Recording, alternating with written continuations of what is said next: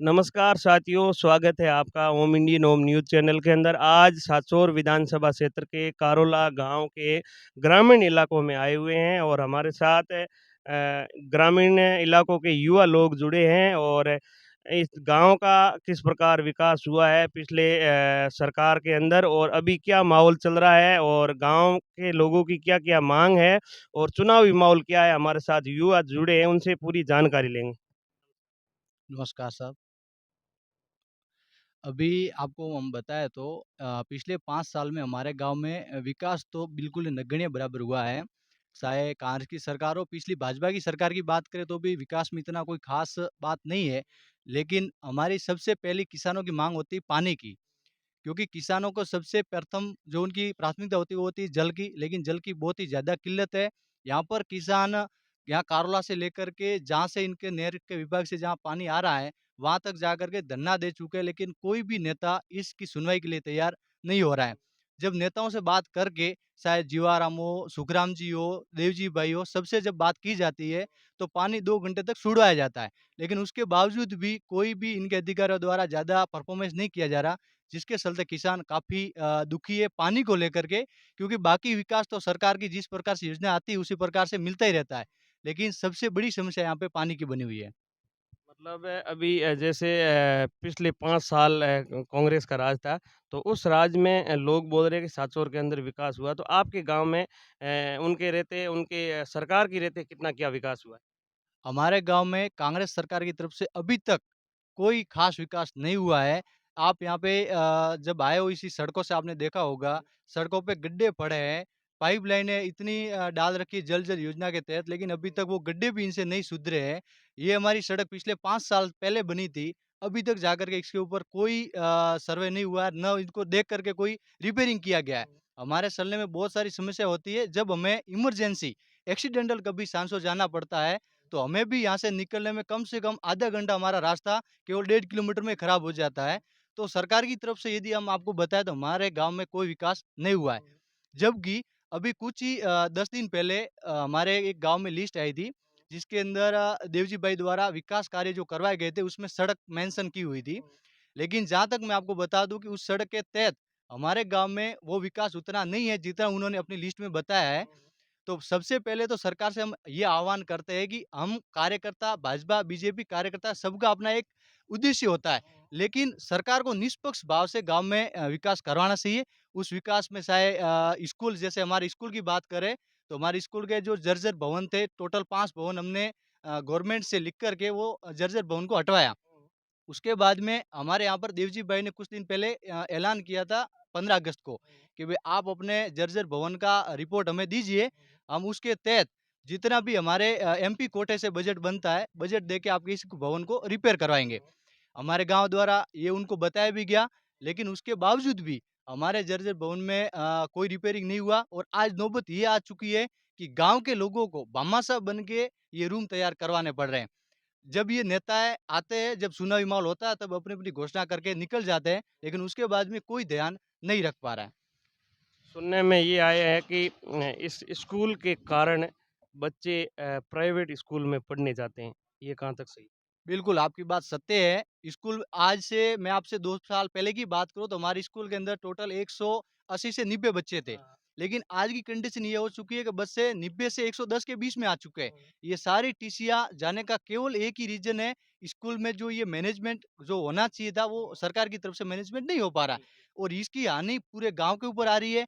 उसका सबसे main reason ये होता है कि एक तो टीचर की भी समय-समय पर यदि बदली होती है, तो भी बच्चों को अच्छा शिक्षा मिलता है, नहीं तो फिर बच्चों को काफ़ी भुगतना पड़ता है लॉस।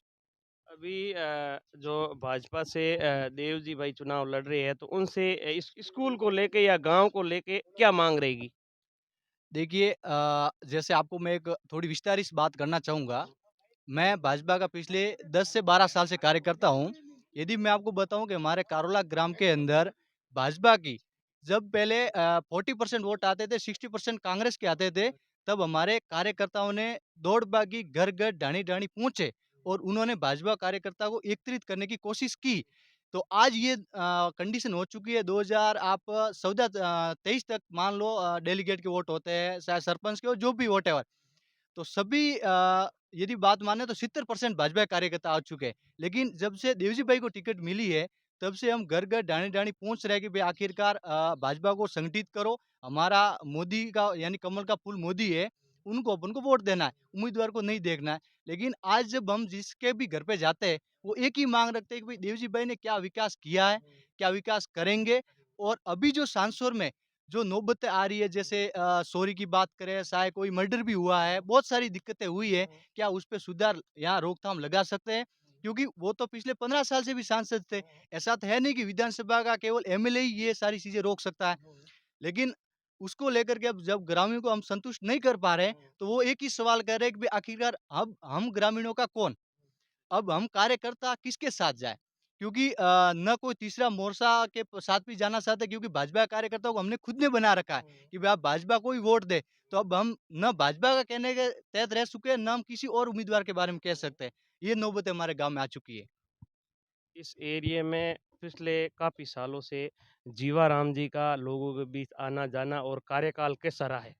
देखिए, यदि जीवाराम की बात करें, तो वो एक योग पुरुष है, विकास पुरुष है। उन्होंने 2003 से हमारे गाँव में बहुत अच्छे-अच्छे कार्य भी करवाए। यदि आपकी बात करें तो 2003 में हमारे गाँव में एक सभा भवन बना था, जो सबसे पहला विकास 1950-60 से बात करें तो पहला विकास हमारे गाँव में सभा भवन बना था। और उस सभा भवन के बाद हमारे गाँव में घर-घर लाइट योजना के तहत भी, या जैसे भी करके काफ़ी गाँवों की फाइलें पास करा के घरों-घर लाइट भी पहुँचाई है।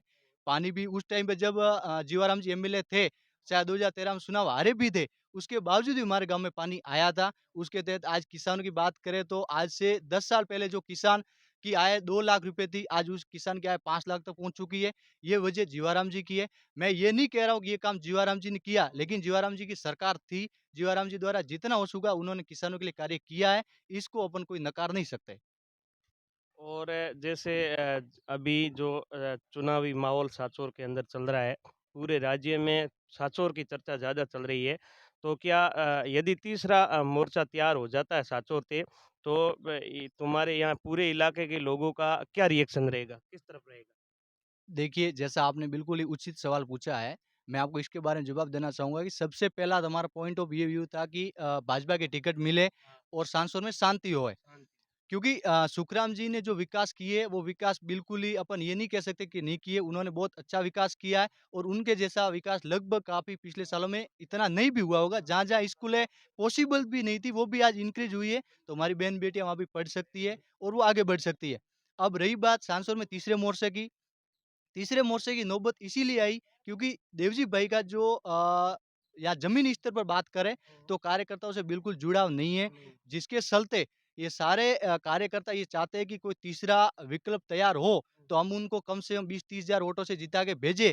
उनका ये मकसद नहीं है कि सांसौर विकास हो, उनका एक ही मकसद है कि सांसौर में विकास के साथ-साथ हमारे गाँव से जो लोग बाहर जा रहे हैं, उन लोगों की सुरक्षा बनी रहे।